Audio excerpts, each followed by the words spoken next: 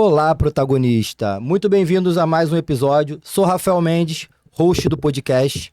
Nos últimos episódios, nós falamos um pouco sobre bem-estar físico e bem-estar mental. Hoje, nós vamos dar continuidade no bem-estar mental e vamos entrar no pilar do bem-estar social, onde falaremos sobre saúde financeira, que é um tema muito importante e pouquíssimo falado no Brasil, mas que afeta a vida de milhões de pessoas. Mas antes, quero lembrar você que ainda não assinou, vai lá, assina no canal, ativa a notificação para ficar sempre antenado em tudo que vem por aí.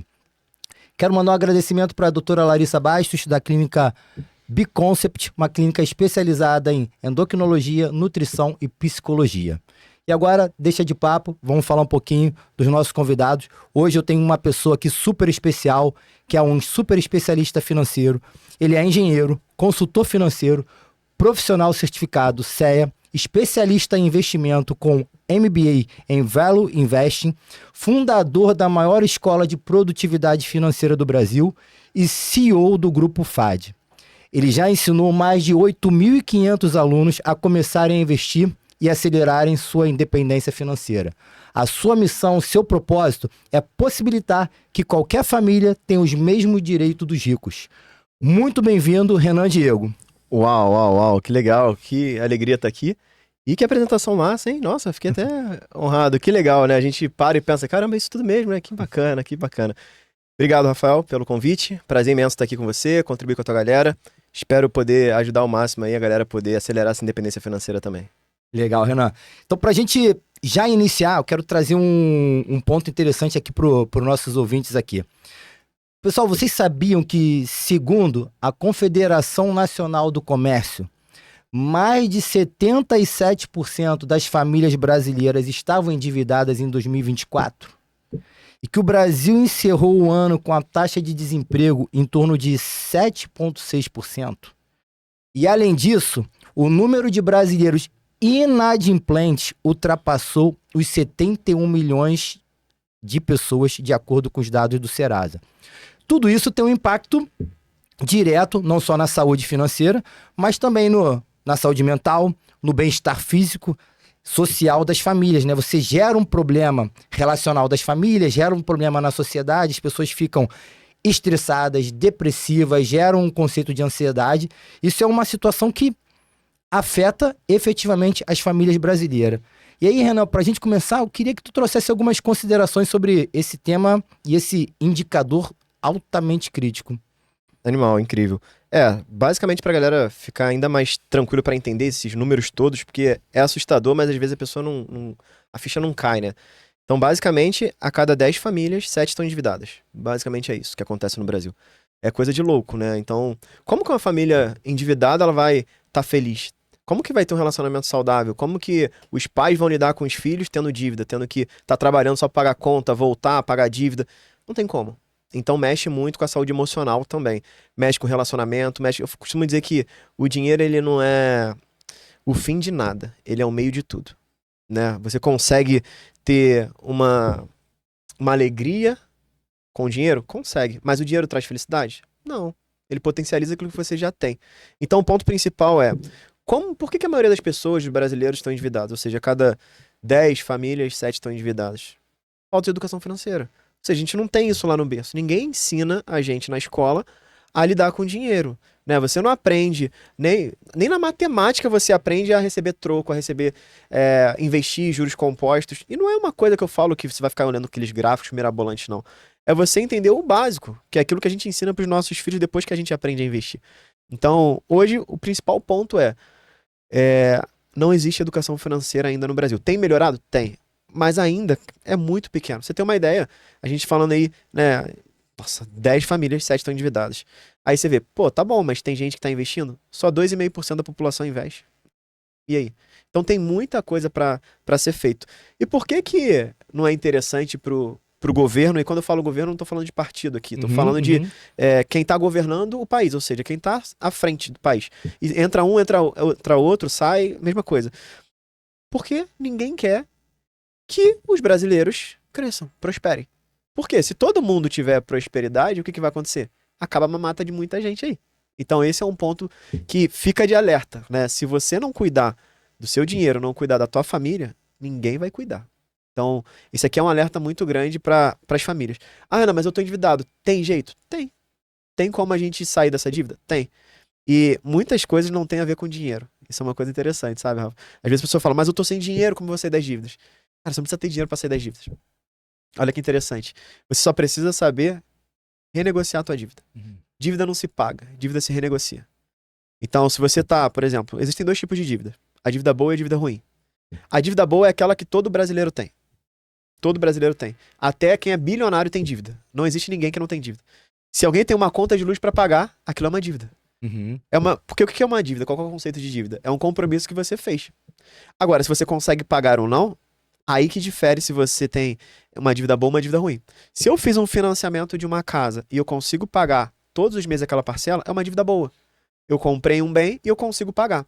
Agora, a partir do momento que eu não consigo pagar, virou uma bola de neve, eu entrei no cheque especial, eu entrei lá no negativo do Serasa e eu tô negativado, é uma dívida ruim. Então, esse tipo de dívida você precisa renegociar para não perder um bem ou algo nesse sentido. Então, o ponto principal é, se você tem uma dívida, um financiamento, qualquer coisa, e você consegue pagar todo mês, relaxa. Você é mais um brasileiro feliz e tá tudo certo. Agora, se você tá negativado, não tá conseguindo, ou um mês ou outro, precisa usar o cheque especial, usar o cartão de crédito, o limite, como uma extensão do teu salário, aí tem um sinal de atenção. Você precisa cuidar, porque daqui a pouco isso daí vira uma bola de neve. Então, principalmente a galera que tem dívida, não sei se a maioria da galera, mas provavelmente se a cada 10, 7 estão endividados, muita gente que tá aqui com a gente provavelmente tá passando uma dificuldade. Então, falar pra galera que tá ali com dívida negativada. Qual a melhor maneira de você quitar essa dívida? Você vai lá no site do Serasa, você vai botar assim, ó, Serasa Limpa Nome. Pronto, no Google. Vai aparecer lá, Feirão Limpa Nome. Você clica lá. Vai ter uma página que você vai colocar o teu CPF. Quando colocar o teu CPF, vai aparecer as oportunidades que tem de negociação. Automático, já fica lá. Por quê? Não é interessante para a instituição financeira, para o banco, ficar com uma pessoa que não está pagando. Então, eles fazem um monte de negociação para resolver, mas as pessoas não sabem. E eu já tive alunos que já conseguiram quitar, por exemplo, 100 mil reais pagando 12 de 1.900 reais, por exemplo. Olha que louco. Então, dá para você quitar, e esses feirões, muitas vezes, tem alguns momentos específicos, mas sempre está disponível oferta. Você consegue até eliminar 90% da sua dívida. Porque se você parar para pensar, a tua dívida, a maior parte são os juros. Então, eles estão dispostos a fechar aquilo dali. Então, dá uma pesquisada, só isso aqui já valeu o podcast. Se a pessoa pegar isso daqui, tá com dívida, olhar lá e tiver uma negociação, você vai ver que vai ter valido a pena. Pô, super. Começamos muito bem. Pessoal, super insight já para esquentar aqui. Já viu o que tem por vir aqui hoje nesse episódio. E aí, Renan, voltando a um tema, eu sou um grande entusiasta do ensino, né? Da educação formal. Seja no ensino infantil, no fundamental, no ensino médio ou na academia do nível superior. Você trouxe um ponto que é triste. No Brasil, não existe a educação financeira em nenhum desses níveis, né? Parece que é uma mecânica governamental de que as pessoas não cheguem na idade adulta preparadas para suportar o modelo financeiro, né? Isso é gravíssimo, né? E o que você poderia trazer efetivamente sobre esse tema, né? Alguma consideração? Visto que as famílias crescem, né? Criança, adolescente, adulto e não tem. Como que sair dessa inércia para buscar esse ensino, já que ele não é dado na instituição oficial? Hoje, se a gente for ver, no ensino público não existe educação financeira. No ensino particular, algumas escolas até estão começando a inserir. E aí, como que a gente traz isso? O primeiro ponto é a responsabilidade. Se você é pai, se você é mãe, é olhar e falar assim, ó, primeiro ponto é você olhar para você, né? Você tem filhos, tipo, você dá o que você tem de melhor. Se você não sabe investir, como é que tu vai ensinar pro teu filho? Então, o primeiro passo eu falo, você precisa aprender para poder ensinar seu filho. Não adianta você cobrar do governo, cobrar de não sei quem, se você não tem. Então, a galera que tá ouvindo a gente, o primeiro passo é, para e pensa, eu como pai, eu como mãe, eu tenho educação financeira? Ou não tenho porque a escola não me deu. Beleza. Então, agora, como que eu vou lidar com isso? Hoje em dia, com a internet, é muito simples. Conteúdos gratuitos. Esse podcast, por exemplo, é um conteúdo de ensino para a pessoa ter educação financeira. Ela vai sair daqui mais educada do que antes, quando ela começou. Tem canais no YouTube, tem treinamentos online, tem treinamentos presenciais. Tem um monte de coisa hoje na internet que facilita o aprendizado, que antes não tinha. Então era mais difícil, mais escasso você encontrar algo. Então o primeiro passo é o pai e a mãe assumir essa responsabilidade. Então, beleza, a partir de agora a gente vai aprender, se não por mim, por eles. Eu sempre falo, qualquer coisa que eu quero fazer na minha vida, se eu fico balançado, eu penso, é por mim ou por elas?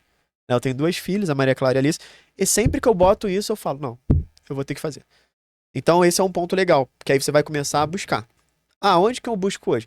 Cara, hoje, por exemplo, a nossa escola tem canal no YouTube, que é a Produtividade Financeira, gratuito, 2 vídeos na semana. A gente tem canal de podcast, que é o Profitcast, que ensina também. A gente tem treinamento, tem mentoria, consultoria, tem tudo. Então, assim, hoje, nas redes sociais, próprio Instagram, todo dia eu posto lá uns 3 a 5 vídeos de conteúdo, postagem. Pra quê? Pra ensinar a galera, pra educar eles. Basta a pessoa querer. Eu falo assim, ó, eu ajudo quem quer.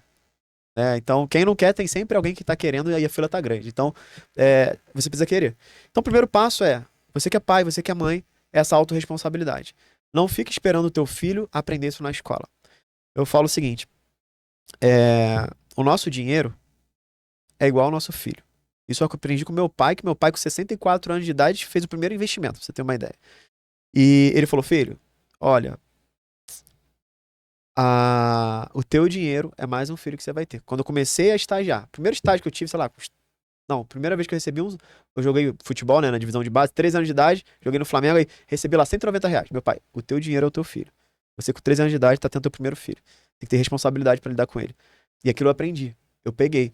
Por quê? O teu dinheiro, ele pode servir pra coisas boas ou pra coisas ruins. O teu dinheiro pode te trazer prosperidade ou pode te afundar num buraco. E aí, quando a gente fala da educação dos nossos filhos, é a mesma coisa. Os nossos filhos, quando a gente coloca numa escola, a gente tá terceirizando a educação dos nossos filhos? Não. A gente tá complementando, a gente tá pegando uma ajuda profissional, mas quem que é o responsável por tomar a decisão pelos teus filhos, na educação dos teus filhos? Somos nós, pais.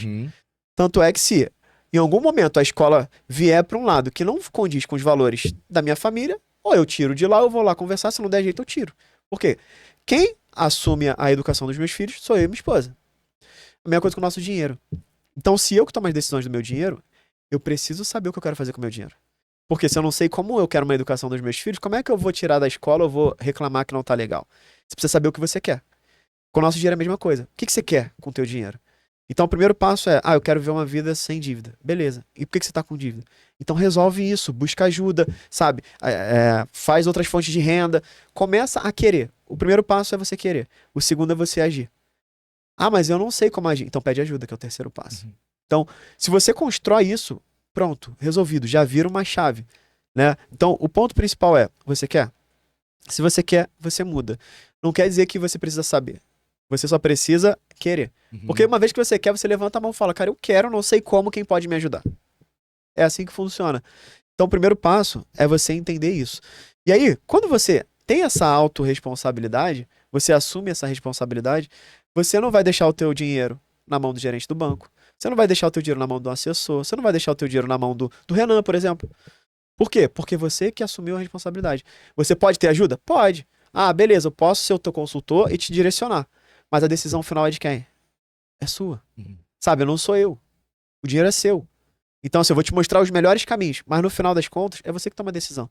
Eu posso mostrar, pro seu filho tem isso, isso, isso, isso. Você fala, não, mas isso aqui não serve, isso aqui não funciona, eu quero isso. Por mais que eu acho que seja o outro, tá tudo bem. É você que toma a decisão.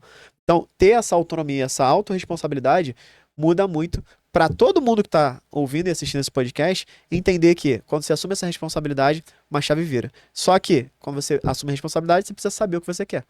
E aí, se você quer saber, você precisa o quê? Aprender. Então, tudo começa lá, você falou, eu também sou muito fã de educação, né? Então, todas as minhas empresas são de educação. Por quê? A educação transforma a vida. A educação transforma a vida. A minha vida foi transformada pela educação. E tem gente que fala, eu não faço faculdade, porque... Não, eu fiz faculdade, fiz MBA, fiz pós-graduação. Eu acredito que tudo funciona. Depende do que você quer pra tua vida. Muito boa colocação. Né? Tem gente que não sabe o que quer, aí vai fazer, vou fazer direito, beleza. Aí, mas não gosto de direito, mas vou fazer porque tá dando dinheiro. Então aí tá errado. Né? Então é muito sobre isso, né? Legal. E um ponto aí, que você acha que você tá trazendo exemplos riquíssimos, né? E você já deu uma super dica, né? Se a pessoa tá endividada, qual o caminho que ela deve procurar. Você deu lá, vai no site do Serasa, já deu o caminho das pedras. Mas você, como educador financeiro, você consegue trazer, talvez, um ou os principais erros de uma pessoa que está endividada, que quer agir sem conhecimento e sem buscar ajuda? Que você já viu no teu dia a dia? Sim. O erro mais comum é, primeiro, ela tá satisfeita com a dívida. Porra, mas as pessoas ficam satisfeitas com a dívida? Sim, mesmo que ela não perceba. Já, você conhece alguém que sabe que tá passando um perrengue, ela chega e fala, pô, Rafa, às vezes um brother teu. Caramba, Rafa. Porra, tô no cheque especial esse mês. A dívida tá brava, né? Tá rindo endividado? Tipo, não faz sentido. Tu tem que ficar pé da vida, irmão. Tem que falar assim, Rafa, pô, tô endividado, irmão. Não vou mais sair por enquanto. Tem alguém que pode me ajudar? Tu consegue me ajudar? Não tô falando nem financeiramente, mas, pô, me dá uma luz aqui que minha cabeça tá perturbada. É diferente, entendeu? As pessoas, elas estão... Tá tudo bem ter dívida hoje, porque é o padrão. O padrão é estar endividado. E aí, quando alguém fala, tô com dívida outro, quem não tá? Ah, pô, hoje em dia não tem. Quem não tá com dívida tá roubando, tá não sei o quê. Tipo, não, velho. Então, primeiro ponto é, não segue esse padrão. Porque o padrão da maioria do brasileiro é o quê? 70% da população tá endividada. Então, se você for pela maioria, vai pro caminho errado. Só 2,5% da população investe, né? Então, assim, se a gente for ver milionários no Brasil, pouquíssimas pessoas. Então, vai pro lado onde você vê que tem prosperidade. Então, esse é o primeiro erro. É você estar conformado com a dívida. Você tem que ficar pé da vida quando você tá com uma dívida. Se você escorregou, você tem que resolver rápido. Dívida não é pra casar. Eu falo, dívida é pra você sair amanhã já. Como? Dá teu jeito. Renegocia. Porque a partir do momento que você transforma aquela dívida ruim em dívida boa, você não tá mais endividado. E aí também tira esse peso das tuas costas. Porque às vezes a pessoa acha, cara, ela tem um salário super bom, consegue guardar quase metade do salário, aí ela tem um financiamento de um imóvel. E aí ela fala, eu tô endividado. Ai, mas minha dívida, mas não sei o quê. Não, velho, tu tem uma despesa. Igual tu pagar tua conta de luz. Então, assim, tem os dois lados, sabe? Pra pessoa também não pesar demais e achar que, eu tô endividado. Não, quantas pessoas às vezes falam, você tem, pô, tô endividadão. É mesmo, é. Pô, comprei um apartamento e tal. Falei, caramba, mas cuidar pra não perder, como é que tá? Quantas parcelas atrasadas? Não, tô pagando direitinho e tal, mas, pô, não, tu não tá endividado, velho. Foi uma decisão que você tomou, você tá conseguindo encaixar no teu orçamento, tá tudo certo, mano. É isso. Então, esse é o primeiro passo. Não se conforma com a dívida. Segundo erro, muito comum, as pessoas quererem trocar dívida sem conhecimento. Então, assim, não. Aí, e assim, o nosso sistema influencia para isso também. A gente precisa colocar, né? Eles aproveitam da falta de educação da nossa população. Por quê? Pensa, quem tá pagando só o mínimo do cartão de crédito, ou então não tá conseguindo pagar uma conta, primeira coisa é um telefonema que recebe. Olha, seu Rafael, eu vi aqui que você tá com 2 parcelas atrasadas do cartão de crédito e tal. Você não quer renegociar? A gente tem aqui uma parcela para fazer em 36 vezes e você vai pagar aqui, ó, R$ 402, ao invés de pagar R$ 28.000 aqui agora. Aí você fala, pô, só isso? Pô, eles são legais. Não, R$ 400 tá bom, então vou fazer R$ 400. Aí, ou seja, ele não fez conta, ele tava devendo talvez 10, agora tá devendo 28. E com uma despesa que ele também não olhou se caberia no seu orçamento. E aí ele, beleza, troca aquela dívida por outra. Aí, conclusão, passam 2 meses, ele não consegue pagar aqueles 400 e poucos reais. Já virou uma outra bola de neve. Então, toda vez que você vai trocar uma dívida, é uma estratégia de renegociação, você trocar uma dívida com a taxa de juros mais alta por uma mais baixa. Não é o valor da dívida, é a taxa de juros que vem, porque nos juros compostos da dívida é aquilo que vira loucura, né? Então, quando você faz essa troca, você tem que ver qual é a parcela que eu vou pagar. É de R$ 200. Mas não tá me sobrando 200, não vou conseguir pagar. É isso. Então, às vezes, é melhor você continuar negativado do que você pegar uma dívida, limpar teu nome e depois entrar de novo. Então, esse aqui é um segundo erro que eu vejo muito comum. Terceiro, até já antecipei, é pagar o mínimo do cartão de crédito. A pior coisa que tem é pagar o mínimo. Porque tu tá pagando só os juros e nem todos. Então, não tá abatendo o teu saldo. Não tá. Tá abatendo só a dívida. Só os juros, tá indo só pro banco, só o dinheiro do banco, só o dinheiro do banco. Então, não faz sentido. Ou você paga tudo, ou você não paga nada. Ah, Renan, mas se eu não pagar nada, eu vou ficar negativado. Às vezes, a melhor solução é você ficar negativado para depois negociar. Recomendo isso? Não. Mas em alguns momentos, entre a pessoa pagar o mínimo, que ela vai ficar pagando igual uma escrava o resto da vida, não vai quitar a dívida, deixa lá, porque depois para negociar é mais fácil. Então, tem algumas coisas, claro, é melhor você pagar pela prosperidade, mas às vezes você vai ficar igual um trouxa pagando e não vai fazer sentido. O outro é você ter dívida do cheque especial e as pessoas acharem que tá tudo bem. Cheque especial, pra quem não sabe, é aquele link que aparece na tua conta. Eu lembro que a primeira vez que eu abri uma conta num banco, aí eu olhei, aí eu falei, caramba, tem R$ 300 aqui. Pô, alguém transferiu pra mim. Tava lá, list, R$ 300. Aí eu fui e usei. Falei, tem dinheiro aqui, eu vou usar. Depois daquele 300, quase 1.000 depois. Por quê? Era o cheque especial. É o limite que eles estão te dando como bonzinho, né? O banco é bonzinho. Então, é esse list, é aquele... quando você já usou, você tem lá, sei lá, R$ 3.000 na tua conta. Aí só que você usou 3.500. Aí tu tá feliz porque passou. Aqueles R$ 500 vão ser os R$ 500 mais caros da tua vida. Porque vai vir os juros atrás de juros. E hoje, os juros do cartão de crédito e do cheque especial são os maiores do planeta. Eu costumo dizer que são dívidas impagáveis. Por quê? Tá na casa dos mais ou menos 400% ao ano. Pensa, 400% ao ano, só pra galera entender. Se você tá com uma dívida de R$ 1.000, no final do ano, a dívida vira 4.000. Se tá com uma dívida de 10.000, vira 40.000. Tu não tinha 10, como é que tu vai pagar 40? Entendeu? Então, assim, esses são 4 principais erros que a maioria das pessoas cometem e por isso estão endividados. E aí o quinto, pra gente fechar, é o que faz elas entrarem nessa dívida. Que é o quê? Comprar coisas que não precisam só pra querer mostrar pros outros. Então, assim, acaba entrando numa bola de neve que não precisa, que não era aquele momento, mas compra porque um amigo comprou, a gente trabalha junto, vamos pensar assim. A gente trabalha junto, é um parceiro, a gente tem mais ou menos a faixa salarial parecida, só que você é um cara organizado, tem ali uma produtividade financeira e eu não tenho. Aí tu trocou de carro. Aí eu olho, pô, o cara ganha a mesma coisa que eu, irmão. Eu vou ficar com um carrinho assim, não. Aí tu troca de carro. Só que você não tava com condição de trocar de carro. Aí, ó, a bola de neve vem aumentando, vai aumentando. Então, esses são 5 erros bem comuns que eu vejo muito, assim, nos atendimentos da galera que entra no endividamento por causa disso. E olha que interessante. Dívida parece que é um conceito de quem ganha pouco. Mas não é. Cara, eu atendo lá grandes executivos, tipo, R$ 100.000 por mês de salário, e o cara gasta 150 por mês. Então, assim, dívida não é só com quem... eu tenho um salário mínimo, por isso que eu tô endividado. Não. Eu conheço gente que tem um salário mínimo e investe.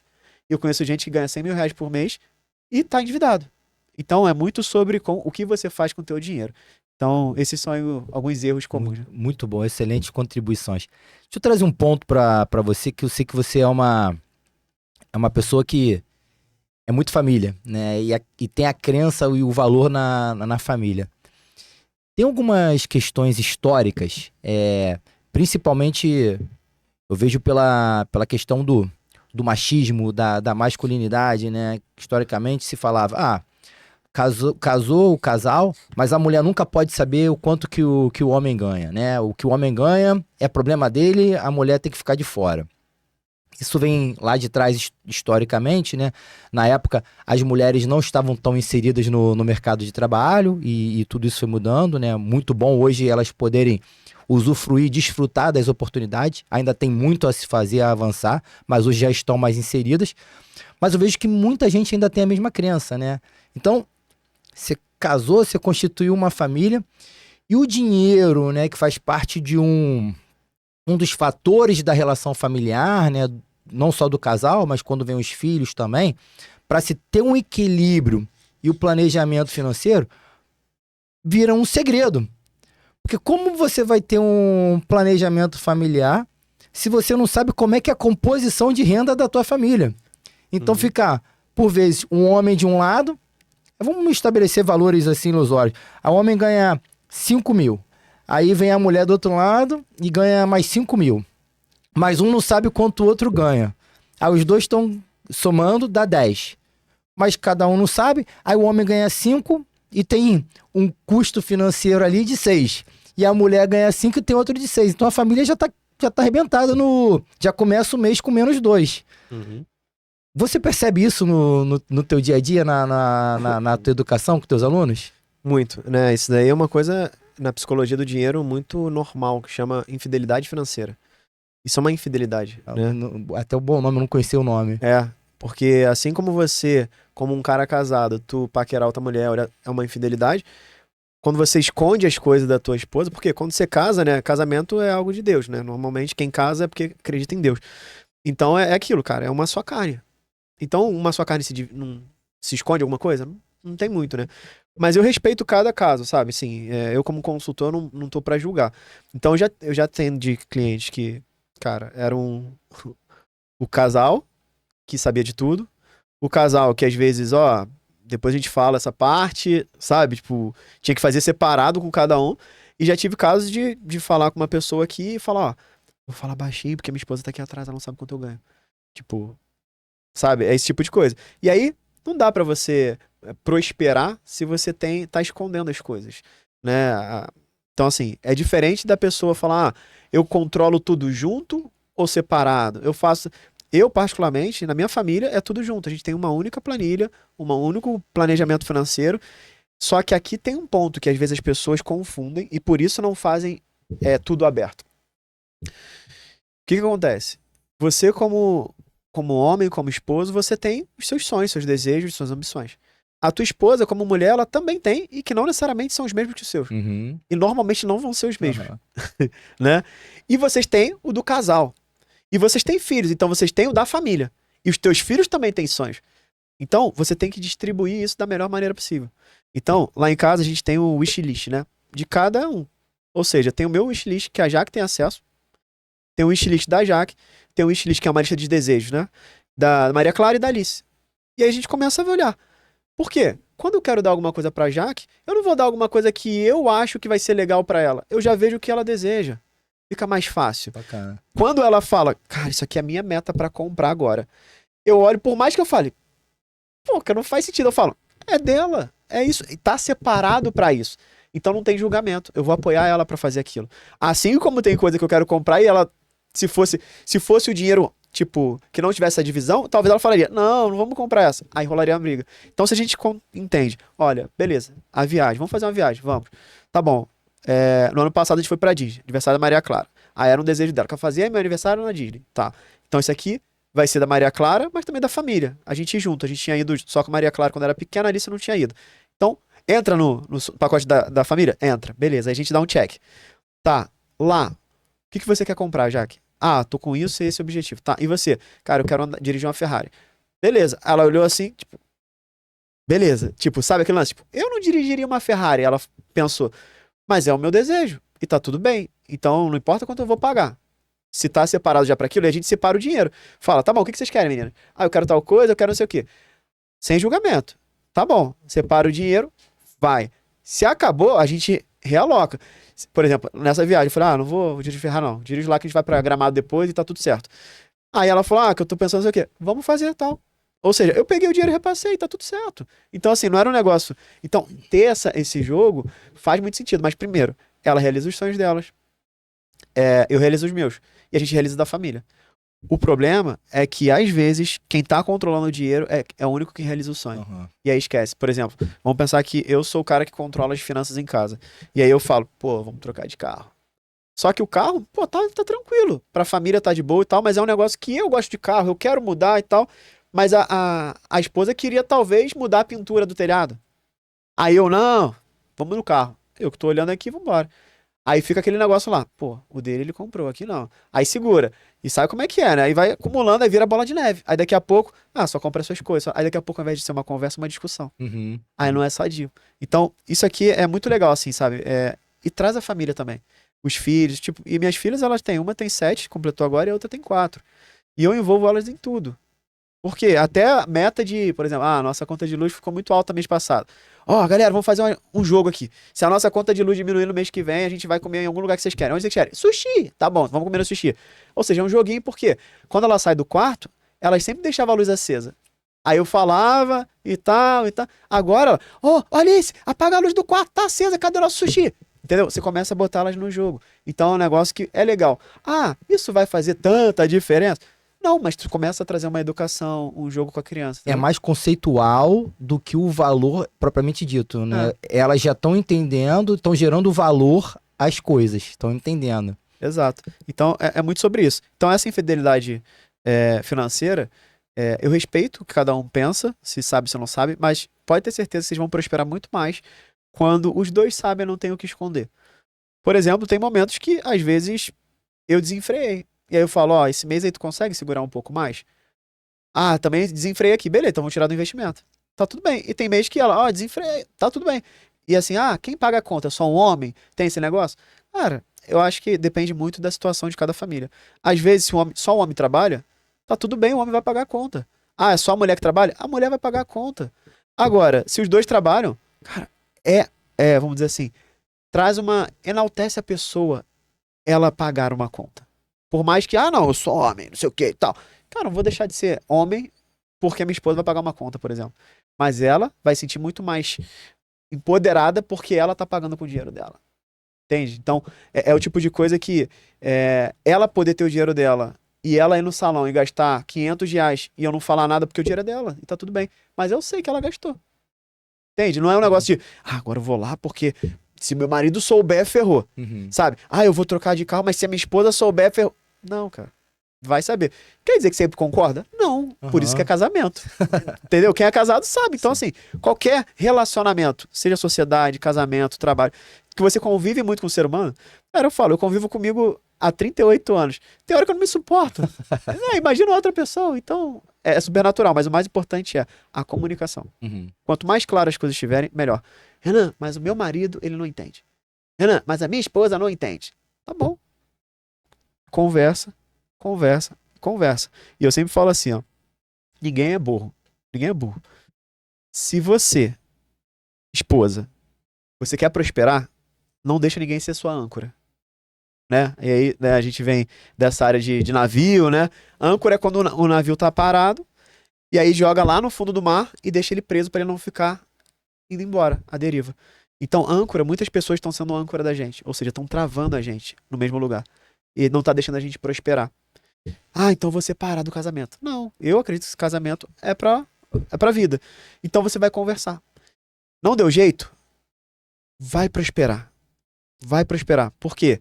Quando teu esposo olhar pra você mais bonita, empoderada, se vestindo melhor, fazendo várias coisas, ele vai falar, caramba, ou eu perco ela, ou das duas uma. Pode ser que ele fuja, porque ele não quer prosperar, e aí, enfim, né?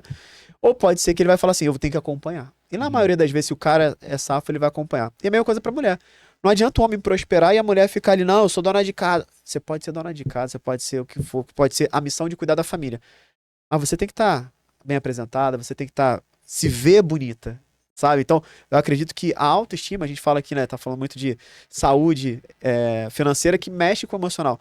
Por quê? Pensa, tem mulher que ela não consegue pedir dinheiro pro marido e o marido não tem capacidade de olhar e falar assim, amor, vá lá no salão, tô sem dinheiro, eu pago pra você, não tem problema. E aí a mulher fica toda desorientada, não faz uma maquiagem, não faz um cabelo, não faz a unha, e a autoestima dela vai pra onde? Lá pra baixo. Aí o maridão quer chegar à noite e quer representar. Como é que faz? Não faz, a mulher vai fazer como? Ela não tá se sentindo bonita, entendeu? Então eu falo, valoriza o maior tesouro que você tem. Cara, é tua esposa, o teu marido. Porque na hora que você vai deitar do lado dela, cara, vai valorizar. Vai ser o melhor investimento. Eu falo, vai dar ROI. ROI é retorno sobre investimento, quando a gente analisa o investimento. É isso que vai dar. Então, assim, mas tem que ter esse cuidado, esse carinho. Assim como a contrapartida, né? É lá e cá. Então, quando você começa a lidar com esse jeito, e qual que é a maneira, Renan, se as coisas estão desandando? A melhor maneira é sempre um terceiro. E esse podcast pode ser muito bom pra isso. Pega esse pedaço do podcast, mostra pro teu esposo ou mostra pra tua esposa. Fala assim, ó, quero te mostrar só esse pedaço, de quando eu comecei a falar de infidelidade financeira até agora. E se você tá aqui, o teu marido ou tua esposa te trouxe pra cá agora, é porque ele quer começar algo novo com você. Uma nova história. E tá tudo bem. Tenha humildade de respeitar isso, porque ele quer o melhor e ele quer do seu lado. Então, acho que isso vai funcionar. Acho que essa mensagem até de arrepiar, né? Mensagem forte, profunda, você vê que parte do coração. E até aproveitando isso, né, para vocês também que nos assistem, o Renan trouxe muito sobre comunicação, é um termo, eu desconheci esse nome da infidelidade financeira. Em qualquer relação, e aí trazendo para o contexto familiar e para falar também sobre a parte financeira, o diálogo, ele é necessário. E conversas difíceis fazem parte de qualquer relacionamento. Então, se o casal, o marido, a mulher, uma das partes, que quer que seja, só quer conversar a conversa fácil, vai se gerar um incômodo e não vai falar nada. E aí se cala e aí vai virando aquela bola de neve. Em algum momento vai ser insustentável. Então, é necessário que as duas partes proponham momentos de conversa difícil. É aquela numa linguagem mais popular, lavagem de roupa suja. Faz parte de qualquer relacionamento saudável. Porque tem que existir o contraponto, a discordância, e precisa ser resolvida no diálogo, né? Conversas mais quentes fazem parte de qualquer relação saudável. Então, muito bacana essa tua mensagem, muito profunda, Renan. Obrigado por trazer essa consideração. E a gente saindo um pouquinho desse... Nós estamos falando muito daqueles 70%, né? Dos 7 a cada 10 pessoas que estão endividadas. Vamos pensar um pouquinho a pessoa já conseguiu, né, zerar aquela dívida, não está endividada, mas ganha pouco, né? E essa questão de pouco ou muito, né, muito relativa, né? Depende da base comparativa, né? Mas vamos falar aí na base de um salário, né? Quem ganha nessa linha inicial da remuneração. Como que essas pessoas podem iniciar uma estruturação financeira, uma reserva financeira? O que você pode ajudar e trazer de insight? Legal, muito boa a pergunta. Primeira coisa, um salário mínimo hoje está beirando ali R$ 1.500, né? Mais ou menos. E o primeiro passo é entender o seguinte: um salário mínimo tá suficiente para pagar suas contas? Para te manter ali para viver, né? De forma digna? Beleza, eu acredito que é muito difícil viver com um salário mínimo hoje, né? E eu acredito que dá para você prosperar mais. Tá bom, Renan, mas eu só recebo um salário mínimo e a conta não tá fechando. Porque é matemática, não tem outra forma. Não importa quanto você ganha. Você tem que ter, as suas despesas têm que ser menor do que o que você recebe. Então, assim, se você consegue manter o teu padrão de vida, pagar a tua conta de luz, de água, aluguel, comida e tudo mais, com um salário mínimo, beleza. Mas se você não tá conseguindo, dá pra reduzir essas contas? Não. Então, o primeiro passo é, como é que eu crio novas fontes de renda? Você tem que criar outras fontes de renda. Não dá para contar só com o teu salário.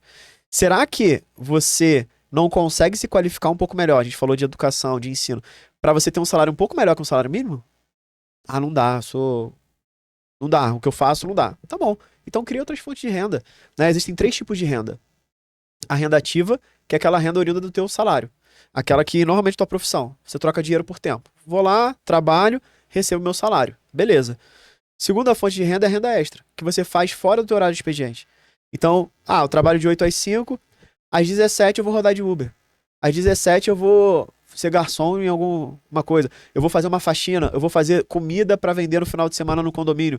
Eu vou fazer bolo e vou anunciar no grupo do condomínio. Entende? Tem várias formas de você fazer renda extra, que pode ser que te dê muito trabalho, pode ser que dê pouco trabalho, mas vai rolar. E tem a terceiro tipo de renda, que é a renda passiva, que é a que eu mais gosto. A renda passiva é aquela que você não troca tempo por dinheiro. É aquela que o dinheiro trabalha para você. E normalmente, a mais fácil de você começar e mais acessível são os investimentos. Por quê? Quando você investe, hoje você consegue investir a partir de R$1. Você já recebe uma renda passiva.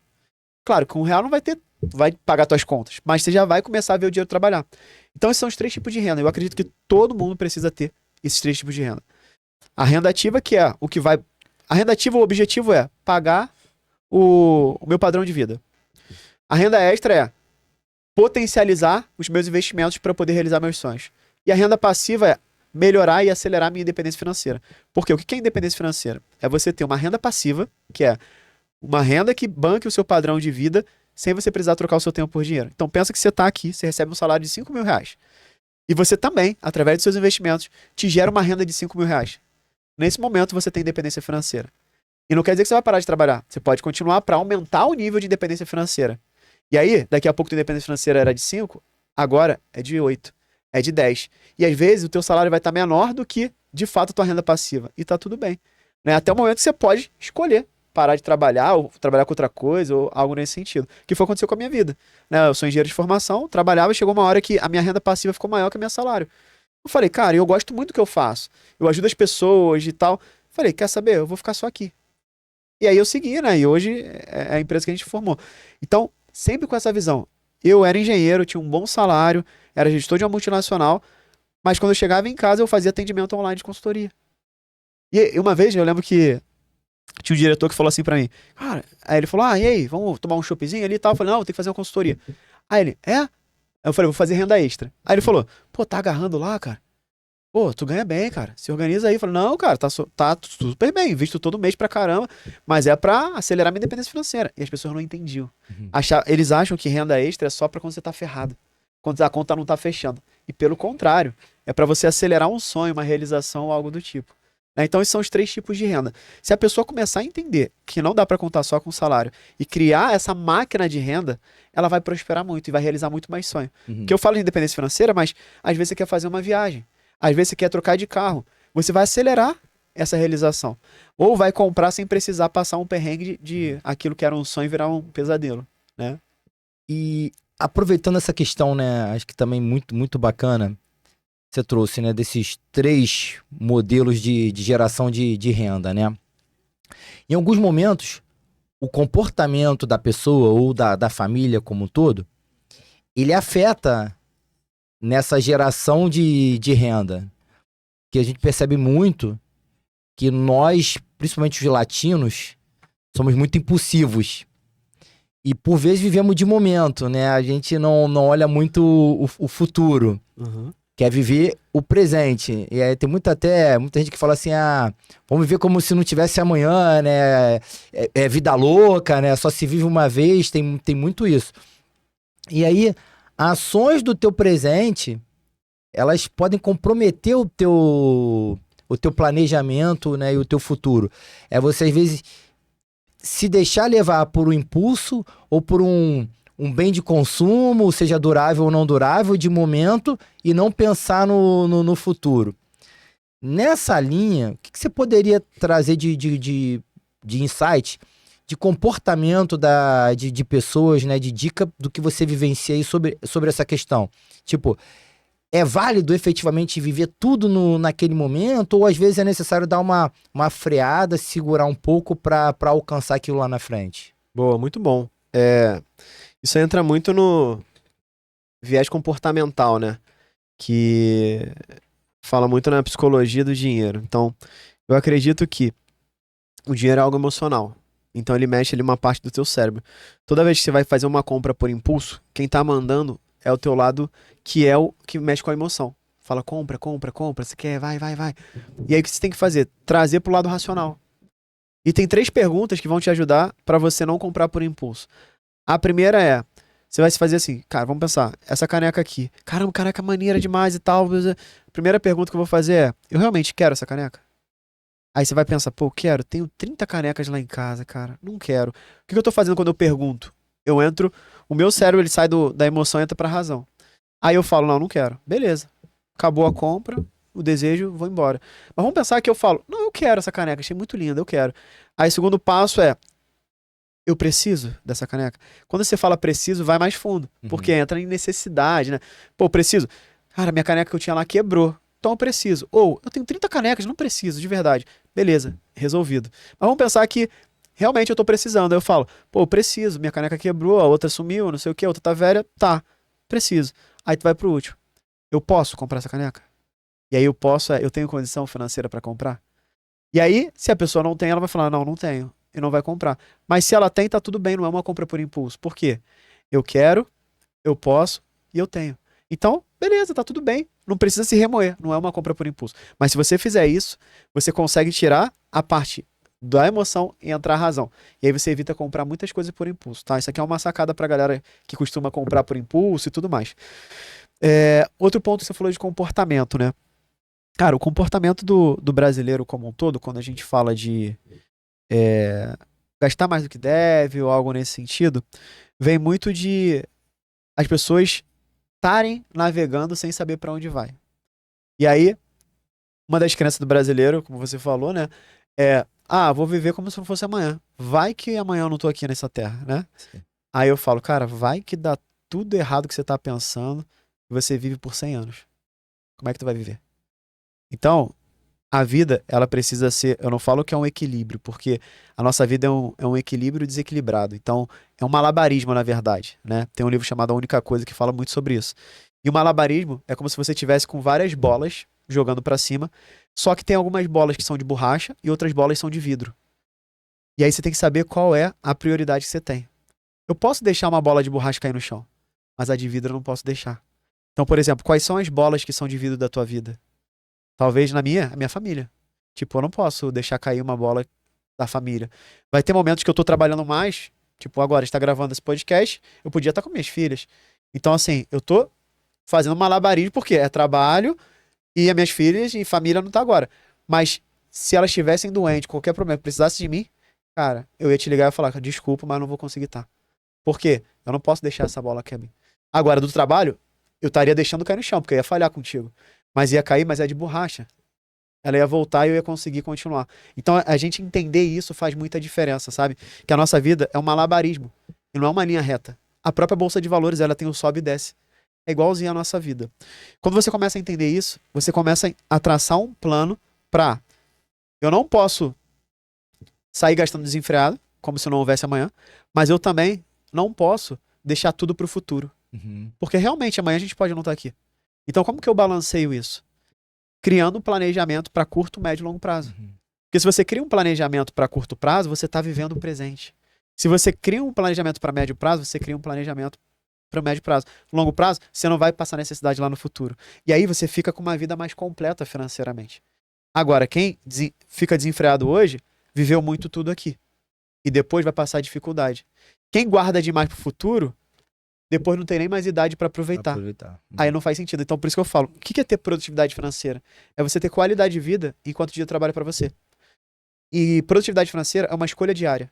Você precisa escolher todos os dias ter produtividade financeira. Então, todo dia você tem que cuidar do teu corpo, cuidar da tua saúde, da tua família, do teu dinheiro e realizar seus sonhos.